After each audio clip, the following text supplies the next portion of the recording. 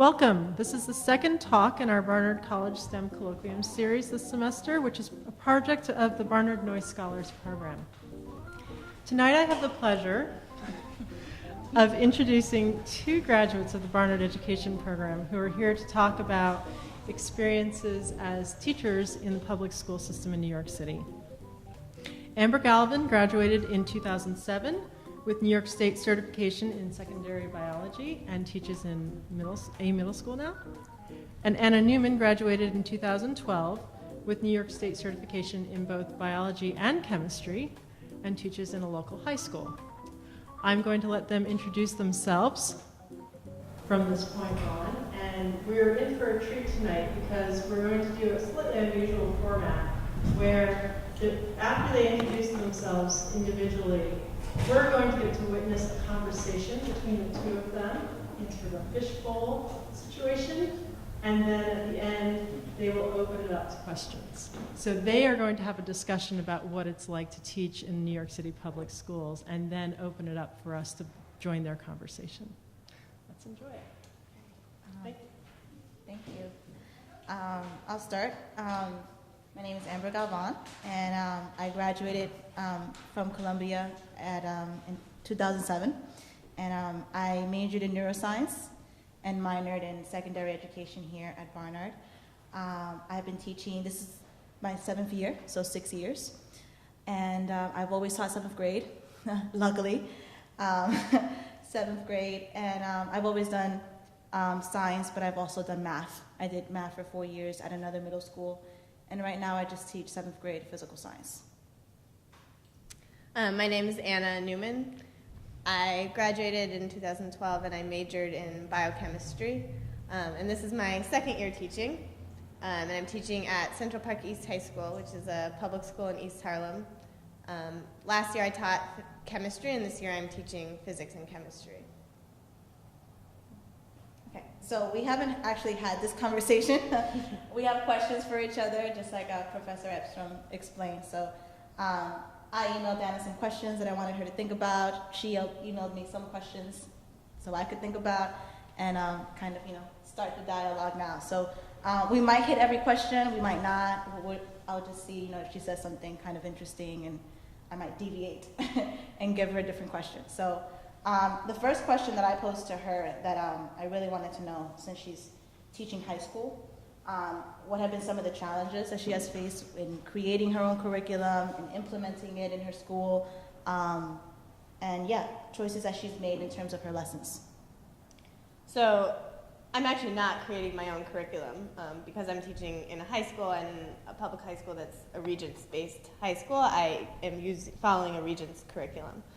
So I actually have really liked having that as a guideline for what curriculum I have to follow. I don't have to sit down and say, okay, here's what I want them to know about chemistry, which sometimes I wish that I could do that, but I have a already set curriculum topics that I have to follow. But then at the same time, one of the challenges then is making sure that I can get through all those topics, but at the same time, and so that it's a very broad curriculum for chemistry. Physics also is pretty broad, although I know less about the physics curriculum right now. But the chemistry curriculum at least is very broad, so one of the challenges I think is finding ways to get through all those topics, but at the same time get the students to have some sort of depth of knowledge too within the lessons that we're doing in that. Yeah, it's very different from middle school. So what's cool is that since Anna teaches high school and I've only taught middle school, my experience has been very different because since I teach 7th grade, it's not a tested year. So students take their 8th grade in New York City 8th grade science exam at the end of their 8th grade year. So 7th grade and 6th grade, we do have a scope and sequence. We have lessons and topics and actual textbooks that they recommend that we follow. But from my experience at the 2 schools that I've worked in, a lot of schools don't necessarily go by the scope and sequence, which has its good and bads. I feel like my first couple of years, I spent hours lesson planning. And sometimes the lessons were great, and then other times, someone would rip my lesson apart. or the kids would rip it apart because it just didn't work. So for me personally, it definitely took me a while to figure out like my style and how I wanted to present information. And like I said, like you said, it does have its good points in that I have the freedom to kind of choose topics that I think are really important for kids, or that I personally feel very passionate about. But it's hard when I feel that middle school in general sometimes feels like a black box, where the criteria for promotion is not as concrete. It's not like set in stone like it is in high school, where a kid can fail a class and still be promoted because of summer school, or because they did well on one math test and they did really well on one ELA test. So it's kind of difficult in that sense. But I feel lucky that I do have a lot of say in what I teach. What types of topics do you cover in? This is what's interesting. So the school that I'm currently working in, it's called MS324, Patria Mirabal. It's in Washington Heights, 168, and Amsterdam. So before I got to the school 2 years ago, the science department decided that they were no longer going to follow the scope and sequence. It's basically, the scope and sequence is like a curriculum that was set by the state as to like, this is when you should teach earth science, this is when you should teach the water cycle. And the goal of the sequence was to give each year a little bit of all the disciplines. So in 6th grade, you do get a little bit of life science, and you get a little bit of earth science, and you get a little bit of physical science or chemistry. And then the same thing in 7th grade, right? And the teachers felt that they weren't covering all of the material, and that they would do a unit on volcanoes and rocks and then have to go into the human body. So just because that's what that was what was in the curriculum. So they just decided, 6th grade we're just going to teach earth science, 7th grade we'll just teach like chemistry and physics and stuff, and then 8th grade, since majority of the 8th grade tests is life science, we'll do life science. And it's worked out for us. It was definitely different coming in because I was used to the scope and sequence, because like I said, nothing's like really set in stone. We can do those types of things, and not we don't have a Regents exam that kids have to pass in order to be promoted. Do you think that type of curriculum or sequence is successful in preparing kids for high school science? That was the next question. I have mixed feelings about it. I feel that the teachers I work with are very passionate about their job, and we were all trying our best and making sure that kids are interested in the topic and covering what will be on the 8th grade test.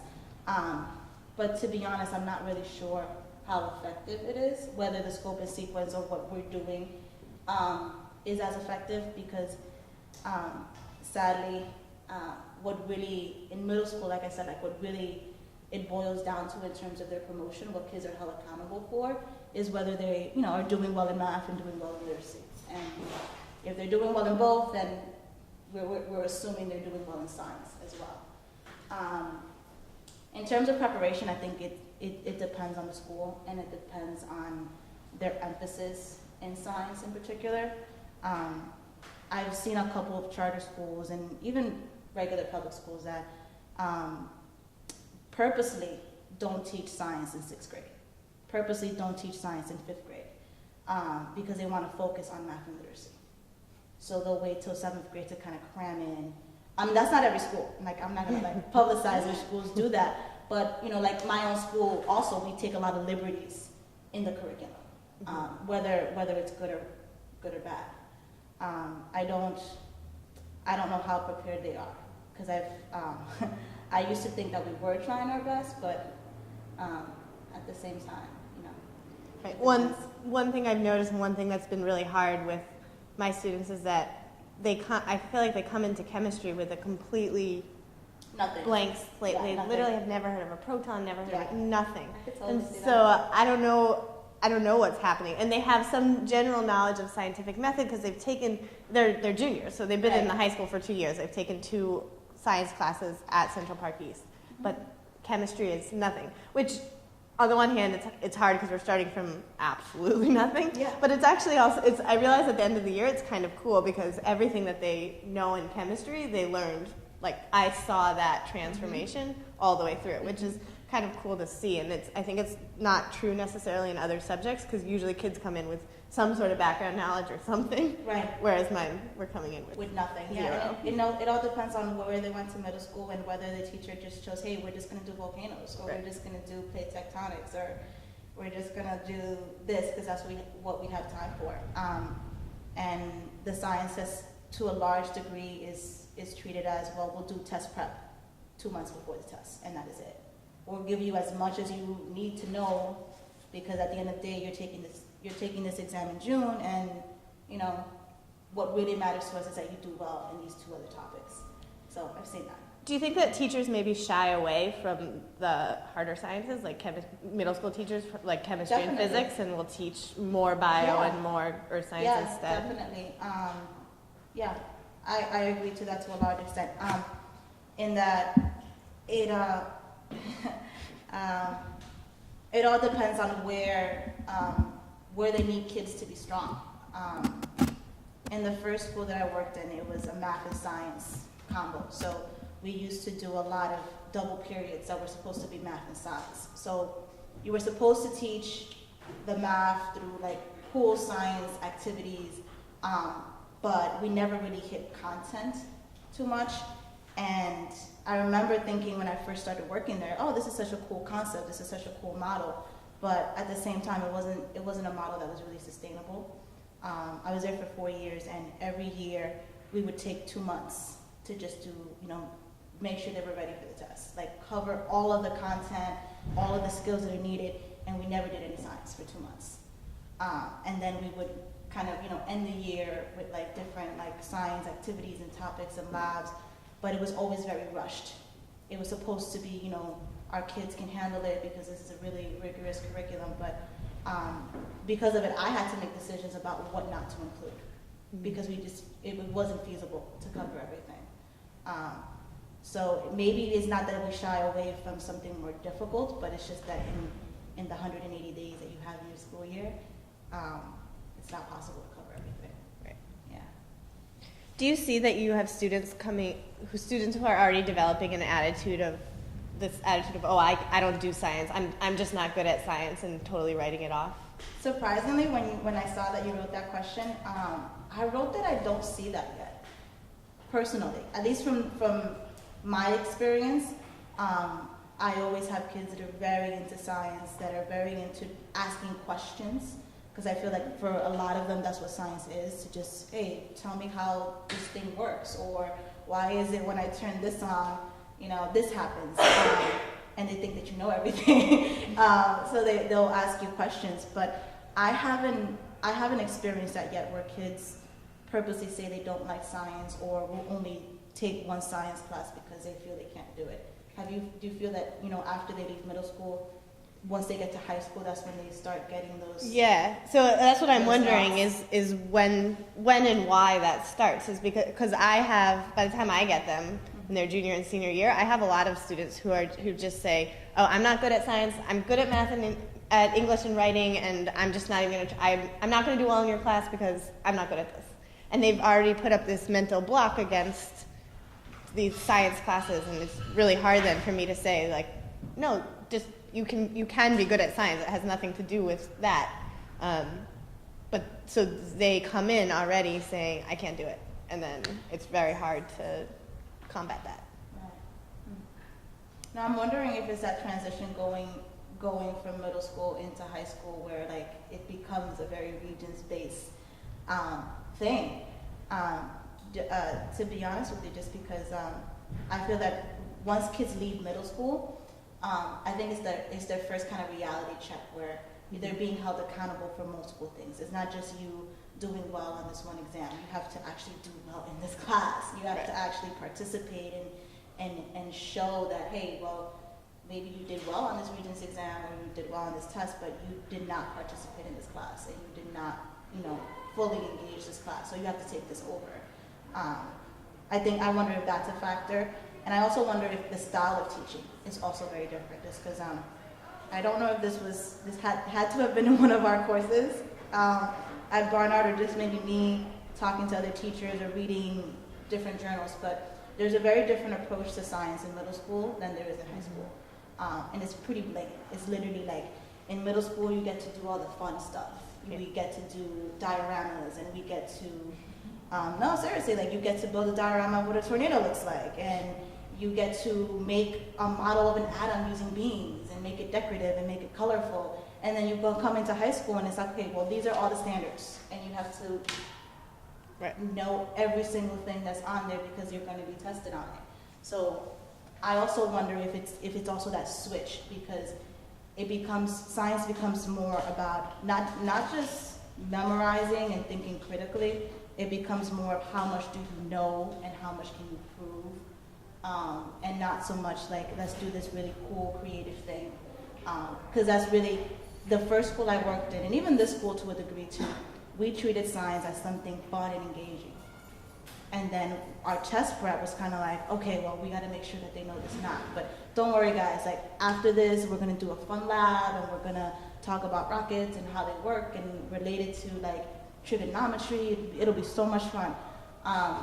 No, and that's But really, then it separates the Exactly. fun from the content. Exactly. So I'm wondering if that's also that switch where they're just like, wait, I have to like actually sit here and read this textbook, and I've never, ever been expected to do that. Because I'll be honest, I don't expect my students to pick up a textbook and read out of it. Right. I've done a lot of I do a lot of the scaffolding for them, and discussion based and doing a project. Not so much, hey, can you on your own figure out these 5 questions by reading these 3. Right.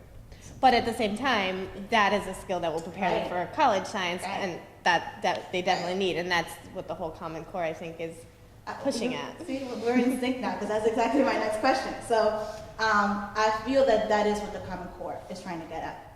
And that's one of our questions was, how has your school trained you, or how have your own particular school discussed the Common Core?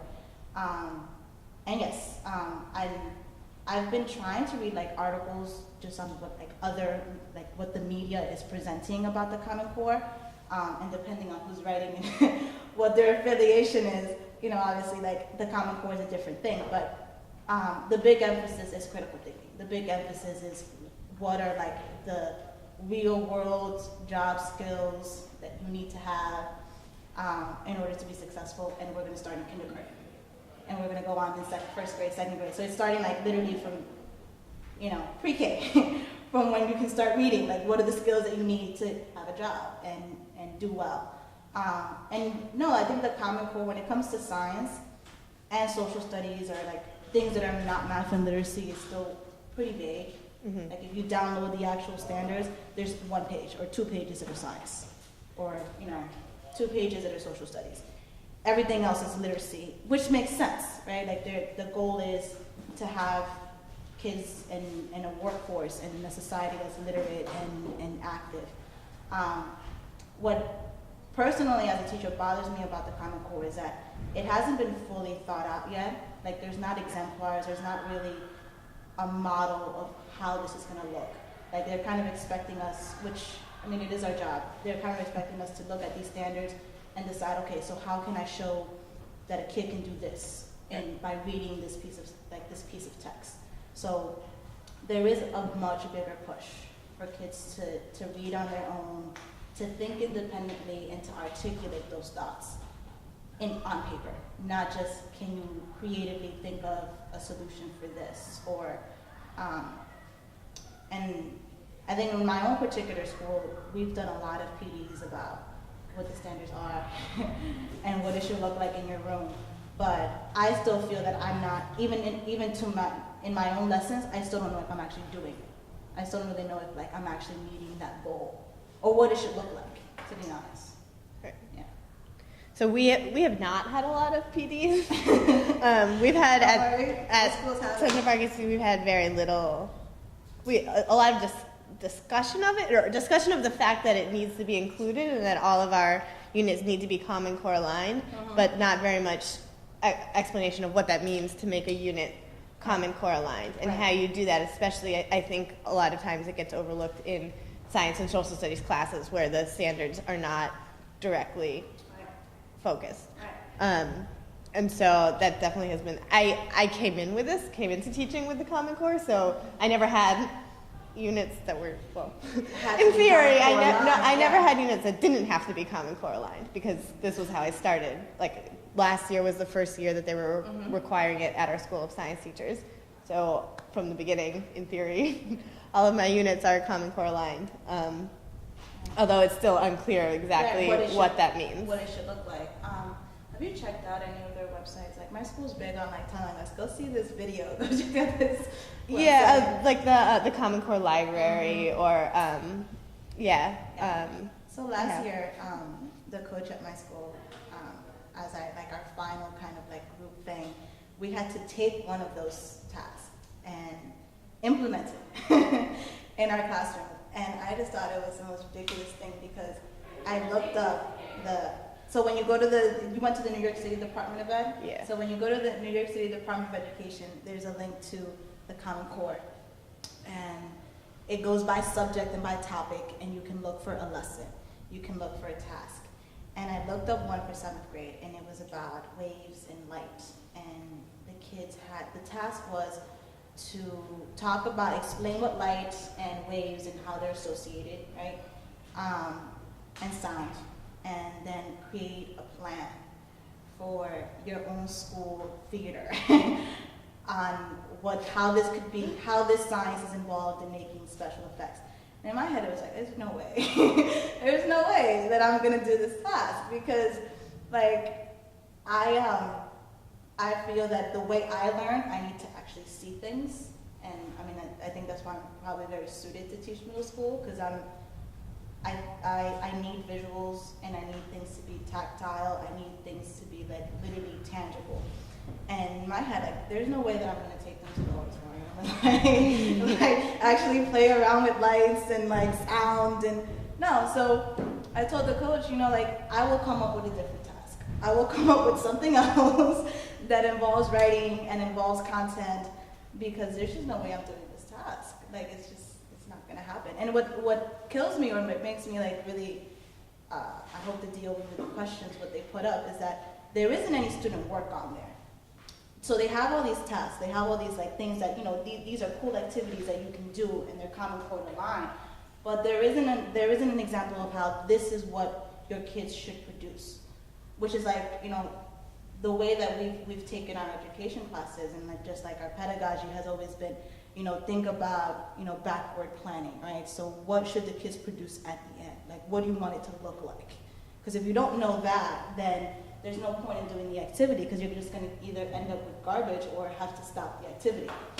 So I just came up with my own task and told her, the kids are going to be writing, and it will be about the content, but I'm doing the task. There's no way. So, I mean, I'm also like looking, we had more questions about this. How do you feel about, since you're second year, how do you feel about the new teacher evaluation system that's been put into place? So for me, actually, the new teacher because I'm an untenured teacher, the new teacher evaluation system doesn't make a difference. I'm still being observed the same number of times. They're still looking at my test scores. They're still looking at all that stuff, because that was going to happen either way. But I have seen in my school that it's been a big deal. Big deal. But the thing, I mean, I think it makes sense that every teacher, tenured teachers, untenured teachers, every teacher should be observed. I think it's like six times or 3 times, depending on what you pick. I mean, I think that makes sense. You shouldn't, just because you get tenure, shouldn't be then a free, okay, now we're going to ignore you for the rest of your career. So I think that part of the evaluation system of really forcing principals and assistant principals to look critically at what all their teachers are doing and find ways to support them, that's really valuable. And it scares a lot of the tenured teachers at Central Park East. But I think it makes sense that teachers should, it doesn't matter if you've been teaching for 20 years, there's still stuff you can do in your own practice to improve. And if you don't have anybody ever walking into your classroom and seeing that, then it's really hard to know what that is that you need to improve. At the same time, what, 60%, 40%? For which one, the test scores? Is based on test scores, yeah. 40% is based on test scores, and then 60 is your own principal, assistant principal observations. Yeah. So that's a lot. Yeah, I mean, it's all right, so I wrote that I definitely do believe in accountability. And just in my own personal philosophy, like I'm usually my biggest critic, and I usually will criticize my lessons before and think of how to make them better. But no, I definitely do agree that there needs to be a level of accountability for everyone, regardless of how many years you've been teaching. I feel like I personally feel a little stressed out just the first month of these observations, just because the school that I'm working with, the administration's great, but this system really seems to be the way to kind of combat it or to go along with it is to make sure that everything you do is documented on paper. So they have really been big on making sure that everyone has all their units, all their lessons, that we're setting up a meeting and you are telling us what are your goals. And you need to make sure that you read Danielson and tell me which domain, is it 3B or 3C or 4E or like whatever it is that you are working towards, and why. And like I think they have been amazing in that they're a very supportive school. Because since I've worked at another school and I've seen other schools, I'm not saying that it's perfect, but I definitely feel lucky to be there, especially with this system. But I just also wonder how effective this will be.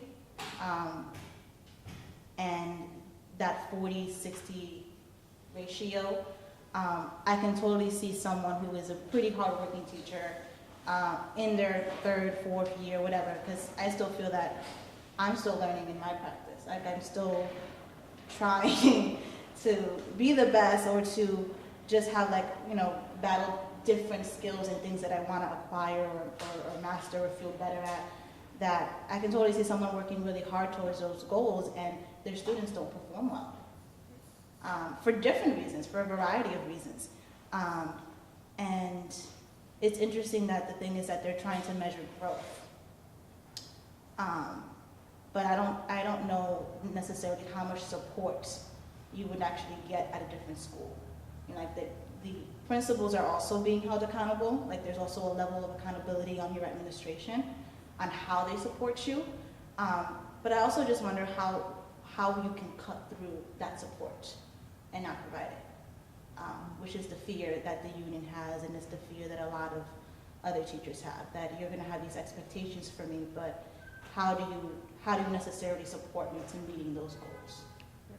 I think that maybe that's one of the disconnects that I don't see, because I work in a school that has a very supportive administration, and they're not like trying to throw anyone in and just let them drown. But I guess part of the reason that they have put in these evaluation systems is that there are schools that are not like that. No, definitely. So it's hard for me to see like that being a huge issue, because all I know is the school, like they want everybody to do well on this evaluation, so they're going to do what they can to help. I mean, I feel like lately, as of the past 3 years, teachers have been on the news a lot, whether it's, the whole aspect of that the teachers union nationally is a big force, and it's and also in terms of lobbyists too, is a big force. But I feel like we've been in the news a lot, and there's been so many arguments about how is a teacher effective. Like the kids have a measure, right? The kids have a score that they get because of an exam, and they know where they kind of fall in line. So where do you, as their teacher, fall in line? So I think it's definitely a way to kind of like normalize it and standardize it and give everyone a number. But there's also this belief that there are people that are not good at their job, which is probably true. Like there are probably some teachers that are ineffective, as they're calling it. But I just wonder how this system would actually help in identifying what an ineffective teacher looks like. Because I understand the whole 60 is observation, but then I wonder how does, your test scores factor in, where like if you have a student that scores really highly and they still score really highly, do they look that on you as your impact? Because that's what they're trying to basically do. One good thing about it, on another note about these evaluations is that this is the first year in 7th grade at least that the kids take an assessment in science. So we gave an assessment. This is why my life has just been stressful.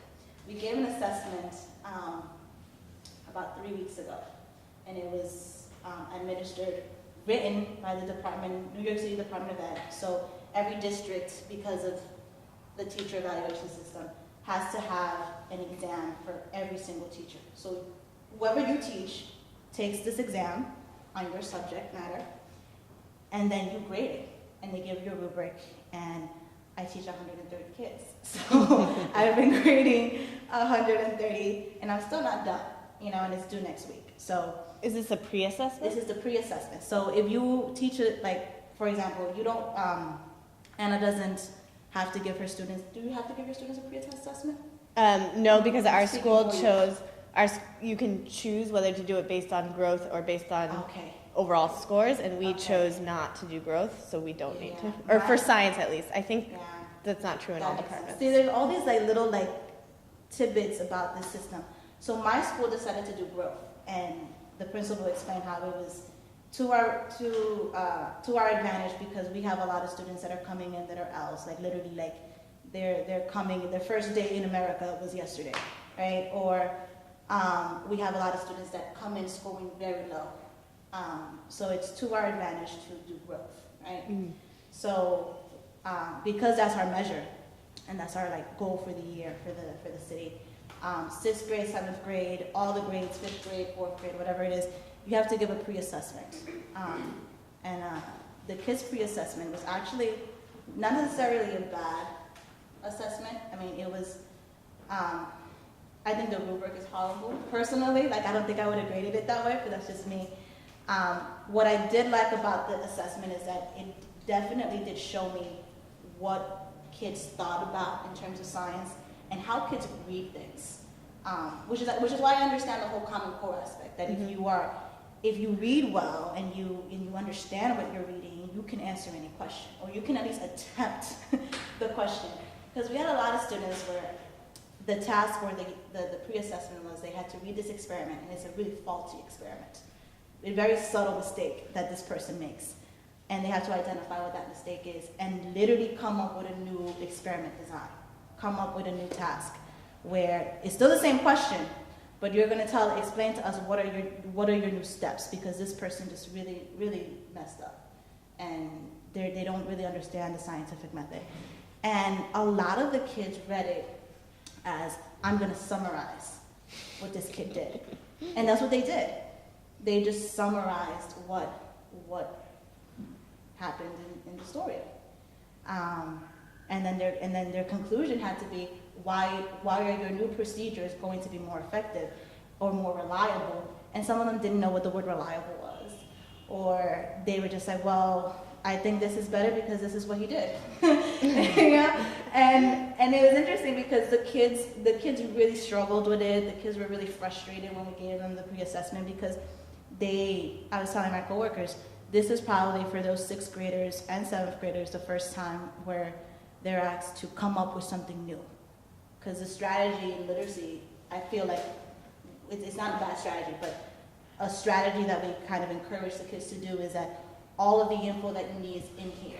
Everything that you need to know about this story, right, is in here. So because they try to encourage the kids not to bring any outside opinions, where you are looking at what this author wrote and what is their point of view and what are they trying to present to you.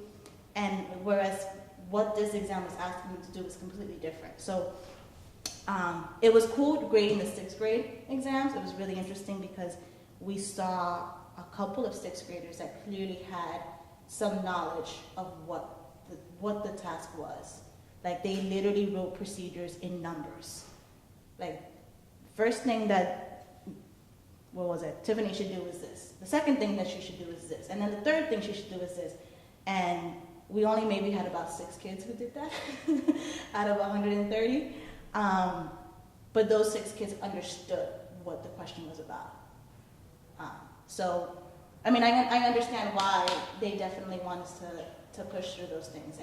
And because of it, I've changed a couple of my units. Like, this first unit, after seeing that assessment, I've changed a couple of things. Like, you know, certain vocabulary that was on that task, like, I present to them. Like, what does the word reliable mean? When they said the limitation in the experiment, what were they talking about? What does this word mean? And it's just interesting how really tiny things make such a huge difference. Because maybe if they knew those words, or taken the time to really kind of slow down, they may have done better. So. Mm-hmm. I'm going to change the topic a little Yes, bit, but let's go. you mentioned that one thing that your kids got really frustrated with the test. So one thing that this year last year a little bit too, but this year I've really been struggling with is what to do when kids get frustrated, how to keep them from just like throwing in the towel and walking away. And that's tough. especially in physics, as Cassidy, who's in my classroom, has seen. They read a problem, they're like, I don't know how to solve it, and that's it. They're done. So how you get kids to get from that to, okay, saying, like, sitting down and figuring out, how can I go through the steps to solve this problem, even if I don't know exactly what it is? If they sit down and look at a problem, how do you get them to persevere through it? I don't think I've mastered that skill yet. Personally, I see. I'm trying to think of things that I've done, because I've encountered that many times, and I don't know if I always, take the same approach. And I'm trying to think of a recent example right now. I think the key has always been, if you think about the type of student that you're dealing with. Like, if you're dealing with a student who is probably like a mid-level student who can actually tackle the problem, but they're just frustrated, I would definitely push them further on their own. Mm-hmm. If it's a student that struggles, like really, really struggles, just in terms of conceptually understanding things, just in terms of writing things, just they lack certain skills. I would definitely take a more one-on-one, very scaffolded approach where you can have them try a part of it or try a different problem, and definitely assessing not just necessarily personality, but definitely thinking about the type of student that you're dealing with. Because I don't really know if that's definitely something that you're going to encounter over and over and over again. And maybe even afterwards, I feel like there's this one teacher at my school that I really admire her for this, because she teaches math, but one of the big goals in her classroom is just learning to be a citizen, just learning to be a human being next to someone else and interact. And she always starts the year by asking the kids to think about, how do you work in a group, and how do you help someone else that's struggling, and having the kids come up with ways to help each other. And I feel she's done a really good job of kind of creating an environment where when a kid is stuck and frustrated, she can turn to another student that's like, hey, this person's having a really hard time, can you help them out? Because I feel that we as teachers, sometimes we want to give them the answer, and want to say that, hey, you can do this, but maybe that day they just don't feel like doing it. Maybe that day they just really don't believe that they can do it. So definitely just trying different things and checking in with them. I think a lot of times we forget that, for them coming into our classroom, this is their life, right? This is, we're so busy planning the lesson and making sure things go well, that for them this is just a problem, and do I really need to do it? And finding ways to have conversations about not so much why it's important to do the problem, but why is it important to just be in this room and to try it. Mm-hmm. And giving them examples of when you failed as well. Mm-hmm. And what that feels like, and how do you overcome it. Because at the end of the day, it may not even matter if he gets the question correct, right?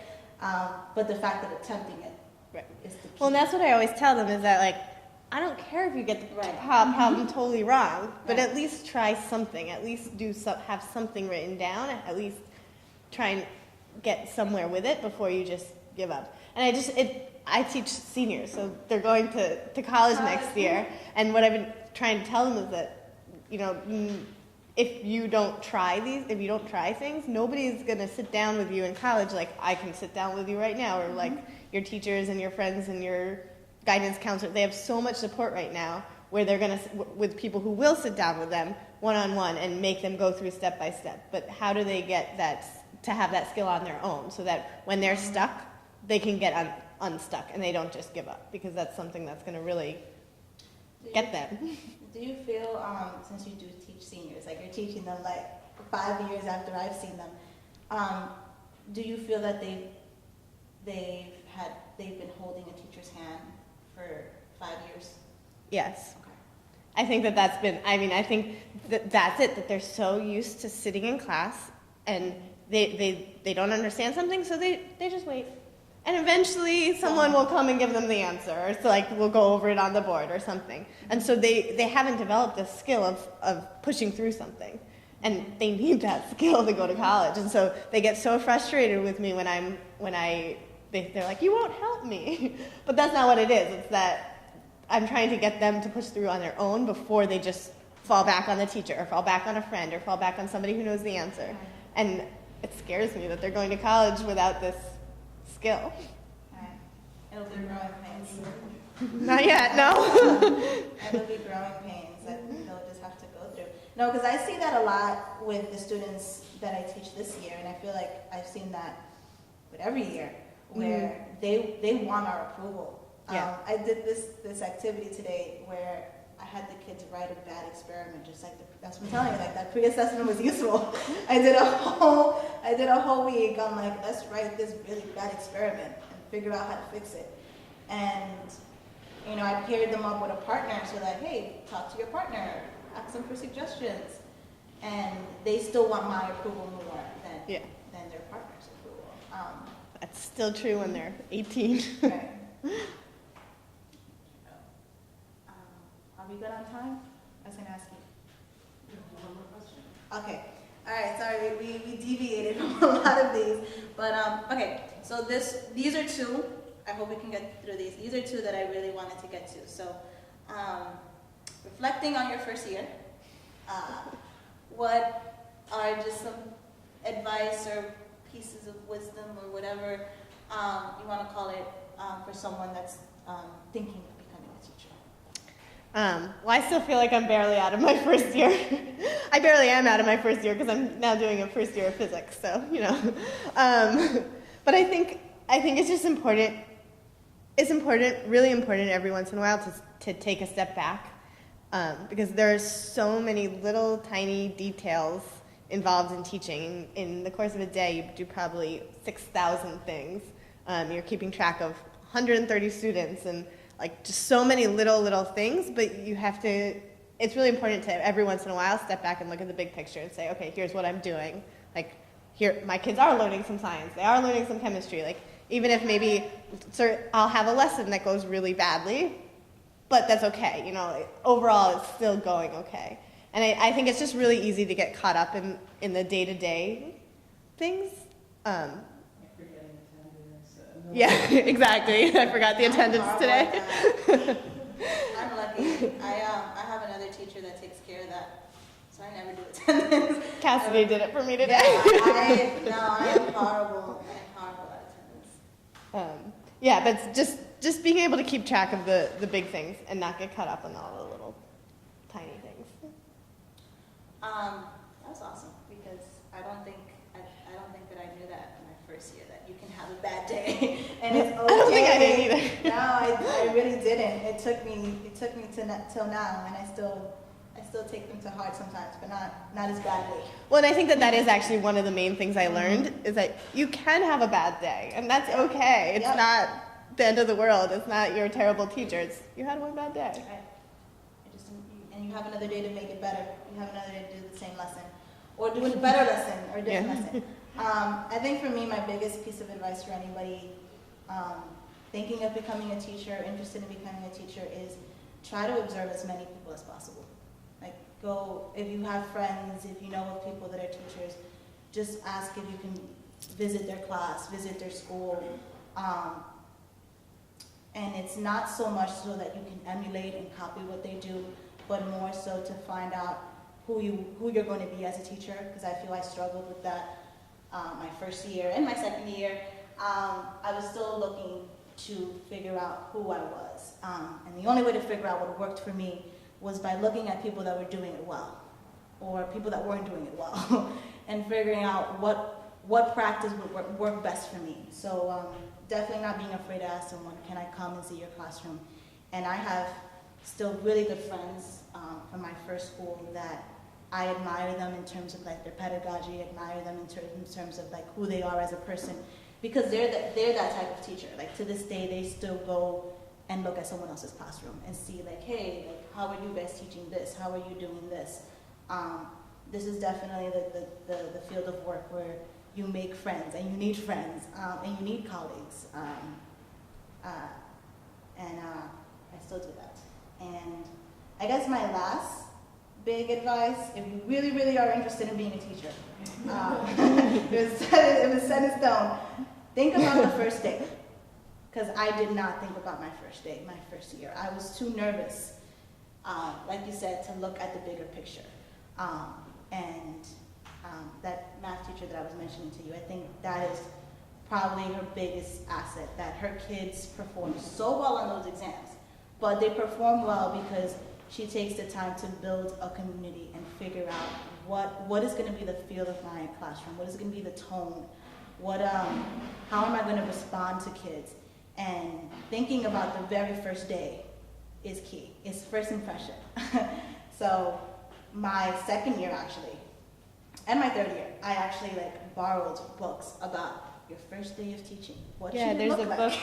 There's a book called The First Day of School. The first day, yeah. And I because I knew what was going to happen the first day. You know, like I had the calendar, I had, you know, whatever I was going to give out that day in the activity. But I didn't think about like what visually, like how are kids going to come in? How am I going to respond? Like all the little tidbits of that first day. And the first day is key. The first day is very key. So definitely getting advice and looking at other people. So. Thank you. I think on that note, we'll open it up to questions from the audience as well. So I'm going to just pass the mic around to anyone who does have a question.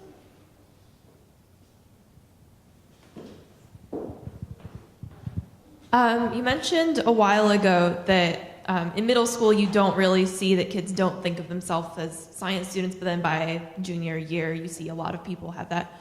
Do you think that could have anything to do with people, like administrators, teachers, encouraging students to think about their strengths and weaknesses to prepare them for what career they want to go into, and if they decide to pigeonhole themselves too early and then just block out the science?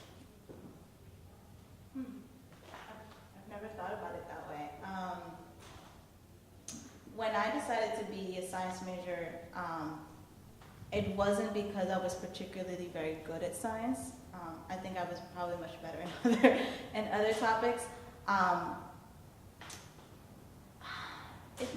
It's hard to say. A lot of it, yes, has to do with a kid's experience, most likely, and what is emphasized, or it's a tough question.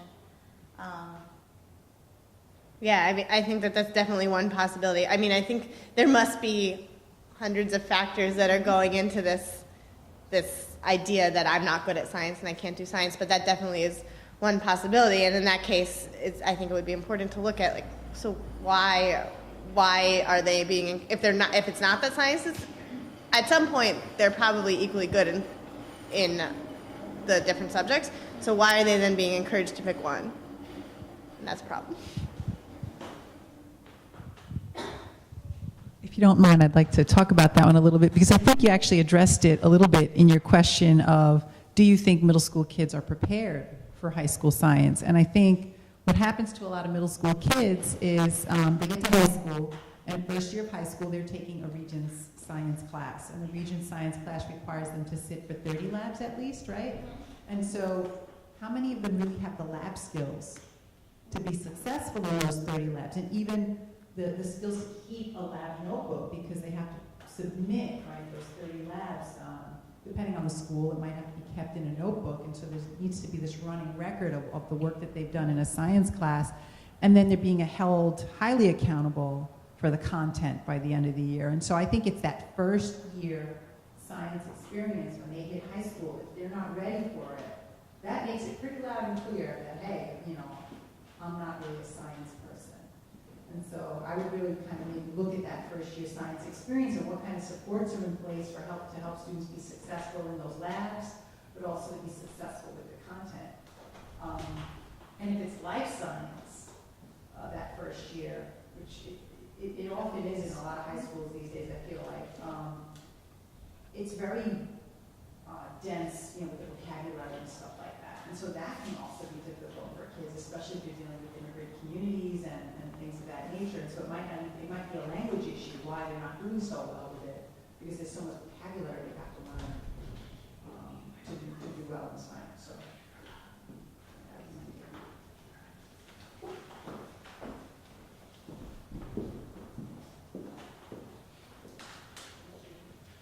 Okay, I have a couple of questions. The first one is, you guys talk about student. What do you think of student achievement scores being a reflection of teacher effectiveness? That's one. The second one is, you talked about literacy and how you saw that literacy is very important for them to answer questions as in pre-assessment, for example, right? My question is, how do you see scientific literacy as being similar or different from literacy in general? To answer the first one first, or the second Yes, one? sure. Okay, so the first one, I'll try not to be too long about it, just because there's so much that you can say about it. I have mixed feelings about it. Like, I'm not one way towards not including test scores, and then another way to always include them. It's difficult because I feel that our students are measured by those numbers, and they kind of, I feel to a degree, some kids internalize that. Some kids are definitely like, well, I am a level 4, like I am the highest level, and that means that I'm always, good, or like I'm a 3 or I'm a 2, or like they start to have those associations of like I'm always an A or a B or a C. And I mean, for teachers, it's going to be interesting in that we still haven't rolled out that system completely, so we don't have a score or a grade to our name yet. There are other states that have, like California and Kentucky. Kentucky was the first to implement the Common Core, that have used this system, and they've had it in place. And I mean, it's something that's difficult for us as teachers to deal with, just because for me personally, like I know that I've had students that I feel are really bright kids, but didn't do well on that exam, on that particular day. And there's just a lot of like extra nuances that can happen. Like you can have a student who is a first-year immigrant to the country, and they can do really well on the test, but they're not included in your score because they're technically exempt. They still take the test, but it doesn't matter what they get. So they can score. That's happened to me before with one student who was a brilliant kid, who's a senior now, 5 years ago. It was his first year in America from Nigeria, really bright kid, learned English in like 10 months, but he was great at math, great math skills, and scored really highly, but it didn't count towards, an impact. And I had one student 1 year who, was going through a lot of like emotional issues and didn't finish the test. And last year we had that a lot, where we had a lot of students who, it was a pretty like long, pretty rigorous standardized test, and a lot of students didn't finish. And the scores obviously were skewed, and the scores were, kind of adjusted to reflect that. But it's difficult just because I don't have control of who they hired to write that test. Like, I don't have control of what company, decides that they're gonna experiment and throw them a new question that I didn't know about or I didn't prepare them for. So I think in that sense, it's difficult for me to accept it, and I wish it wasn't 40% necessarily. But I do feel that the kids are held accountable, so we should be held accountable as well. And to the second question, I feel that when it comes to literacy, I think it doesn't matter the subject matter, whether it's math or social studies or science. I think we can find ways of incorporating literacy. And I think the problem, especially with middle school science or even with our discipline in general, the way that we teach it is that it's very content driven. It's very much like we want to give you these facts. And a lot of times we don't think about necessarily those skills because we have standards and we have topics that we want to touch and we want to do all of them. And sadly, because we only have a certain amount of time, we have to pick and choose what topics and then also how to incorporate writing and reading in it as well. But I think it all goes hand in hand. The problem is also trying to find ways. I'm trying to do that, especially this year. Trying to find ways to partner up with literacy teachers and do interdisciplinary things, because as we're seeing, like what the Common Core really wants us to do is make something that's holistic, make something that involves everyone. And I don't necessarily know what strategies a literacy teacher uses to teach vocabulary. I haven't implemented them. I don't know what they use. But I think that's what their goal is, so that it transcends any topic. And I think it's also interesting that I think that the general public has a very low scientific literacy. Most people cannot pick up a scientific journal article, but even any articles about science, most people will not pick up and read and be able to understand the science behind it. And I think that that's something that's important in having a public that's knowledgeable about scientific issues. And so maybe this is something that can help try and get towards that by teaching high school students or middle school students how to read, not necessarily science journal articles, but just in general how to read closely and take away things from different topics that maybe that could improve in general. Anna, did you want to address the first question? About the test scores. I think I'm about on the same page that I don't think that the test scores are worth nothing. I think that they are some indication of, they're worth some indication of whether or not you're able to effectively get some knowledge to your kids. I think that there are a lot of issues with them, though, and that the tests are not necessarily testing the right thing, and that there are so many other factors involved, that a kid could be having a bad day, any of these other things. And then I also think that because so much so much emphasis has been placed on these tests, that can negatively affect the students in the classroom as well. Like I have one student who literally every single day, everything I teach, he raises his hand and he says, "Is this going to be on the Regents?" That's all they think about. So I think that there needs to be some balance. But if your students are consistently, year after year after year after year, not doing well on a test, you do need to look at your teaching practice and see like what is going on here, that my kids are not learning this information or not able to be successful in this assessment. Yeah, because you don't get to do an item analysis and see, motion and forces. I tried to last year with the Regents, and it was taking me so long, so I gave up. So that would be really useful data. Like I'm good at teaching these topics. We do have it. You get, at least for the Regents, I was given a list of which question every student got wrong. Okay. So in theory, I just couldn't do it by hand, right?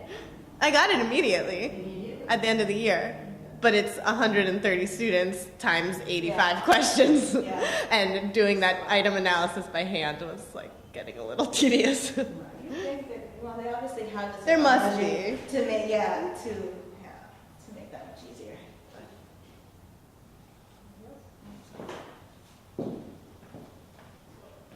So I know that the Common Core is still very new, and especially in science, it has not changed a whole lot. What I see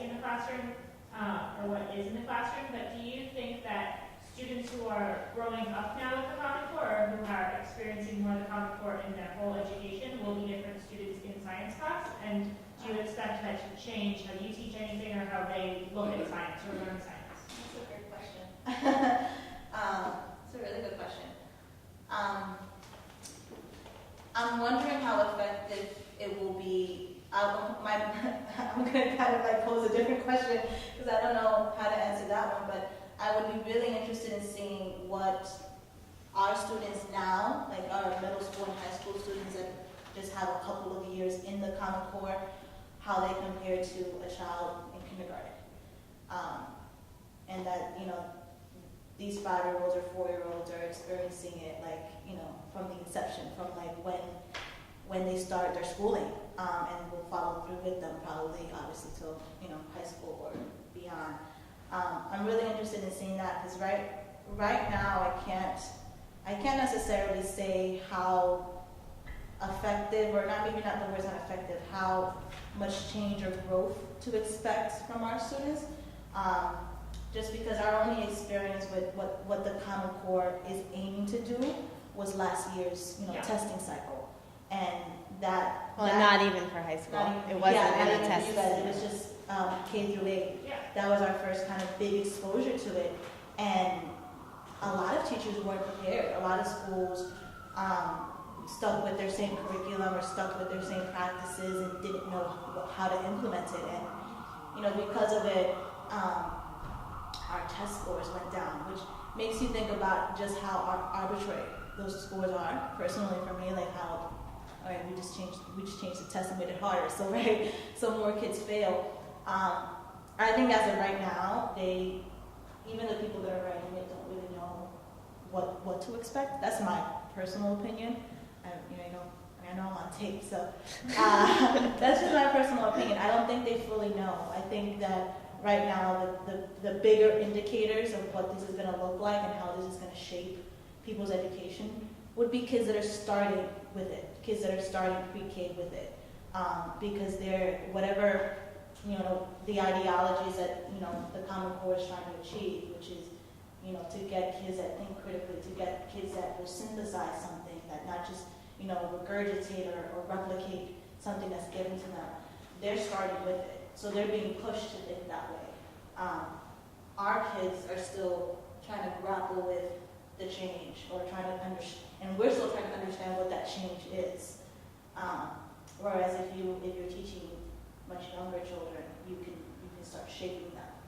When I first gave last year, one of my first Common Core assessments, they had like read a bunch of articles about Felix Baumgartner, who did the world's longest skydive or something like that, and then they had to write an essay about it. And these were kids this was the first year in our school that we were implementing the Common Core, so this was the first time they'd had any sort of exposure to Common Core anything. And they were like, you want me to write an essay in science class? They were like shocked that that's something you should do. But that shouldn't be a disconnect. That shouldn't be a shock. Or the fact that you read and write in science, that makes total sense. And so hopefully if these kids are growing up with it and like starting it from kindergarten, then maybe that's not going to be something where they're like, write in science? Like, I don't write in science class. So maybe I would hope that it would change that perception. I mean, just to kind of add more to it, not too much more, but just another question to pose would be, if this is kind of where we're aiming to go, if you look at our demographics, like just considering like our student population, the issues that they face are not going to change necessarily. Like, it's not like we're going to get a whole new, you know, population of kids that, you know, come in reading at a kindergarten level or at a first grade level. A lot of our kids are not necessarily going to be on level, right? So these standards are much more rigorous. The standards are definitely aiming towards something higher, and they should. Mm-hmm. But I'm just wondering, how are we going to adjust for students that it's going to take them a year or 2 years or maybe even 3 years to be able to do the task or be able to excel and master it. And I'm just posing that just because I feel like the school that I'm in now, the administration is much more comfortable, I feel, than in my last school when it comes to holding kids back. And elementary school does a really good way of not stigmatizing, not making students that are held back feel inferior. And I mean, it could be just because we have a lot. We have a lot more that are overaged.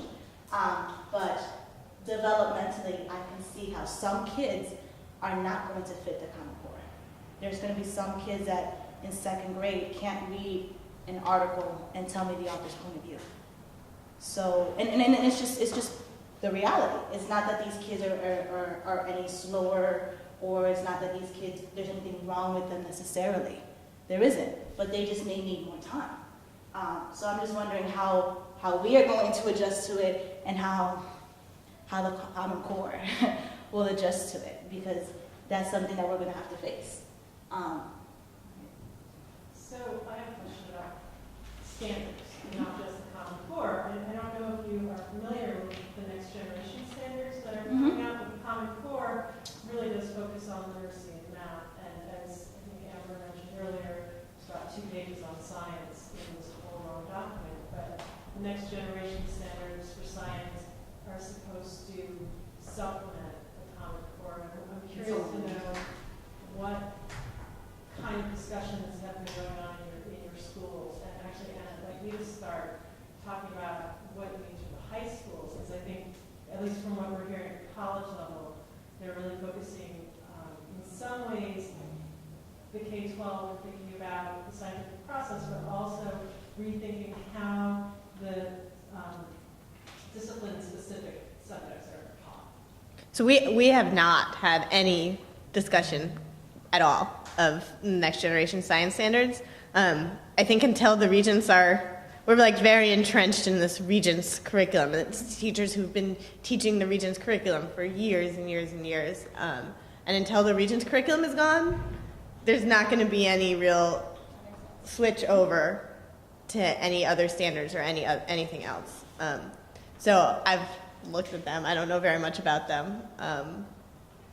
Other than that, like, They exist. yeah. I don't think they're going to replace the regents. I think that They are eventually. They're getting rid of the regents. There's no math regents anymore. The math assessment will be Common Core for 9th grade this year, and it's not called regents anymore. It's called the Park Assessment. And in the Park Assessment, and in theory, eventually they are going to get rid of those for science. The regents. It might take a while. Yeah.